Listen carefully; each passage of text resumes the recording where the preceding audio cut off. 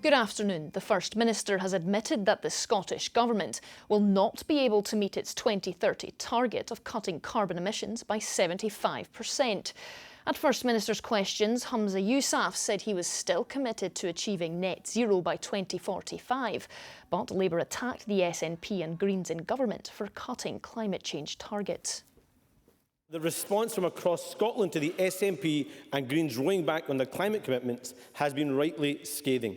Oxfam Scotland have said this morning it's an acute global embarrassment. Friends of the Earth said it's the worst environmental decision in the history of the Scottish Parliament. Even one of his own ministers last night described it as very disappointing. And now, Presiding Officer, we must have the only Green Party in the world that supports scrapping a climate change target. We have not made the progress that we've needed to make in order to get to that 2030 target. It has been made clear by the Climate Change Committee that target is beyond what we are able to achieve. 2 men have died in a waterfall in Highland, Perthshire. The 2 men, aged 22 and 26, were discovered in the water at the Linn of Tummel waterfall near Blair Athol. Inquiries are ongoing to establish the full circumstances, but police say their deaths don't appear to be suspicious.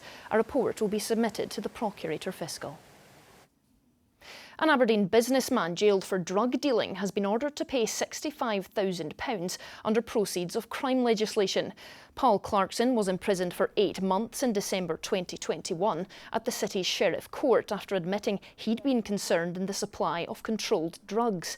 The 45-year-old was convicted after his mobile phone was found to contain an array of incriminating text messages that linked him to drug dealing. He's been given 6 months to pay the fine.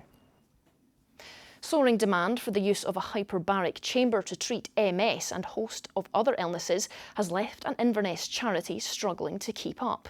It hopes to add staff, but an increase in public health problems post-COVID and intense competition for donations has added to the cost pressure.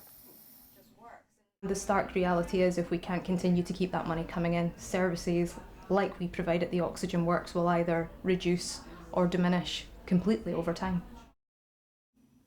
Another rainy day in Aberdeen. Here's Philip with the weather forecast. A mostly calm and fine day, with high temperatures expected this evening. TUI sponsors STV weather.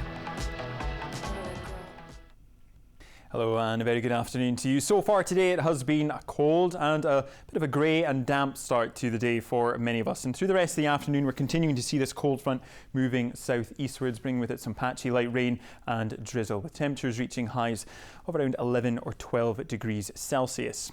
Now, to start this evening, we'll continue to see that rain as it works its way southwards. Eventually, though, that will start to clear. We will see some drier and clearer spells through the second half of the night, but that's also followed by further blustery showers. Those are moving through quite quickly, though, thanks to the strength of the winds, with lows of around 1 or 2 degrees Celsius. Bye-bye.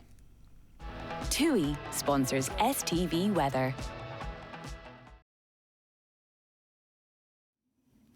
That's all for this lunchtime. Norman will be back with the rest of today's headlines at 6 o'clock. You can also keep up with us online. Have a good afternoon. Bye-bye.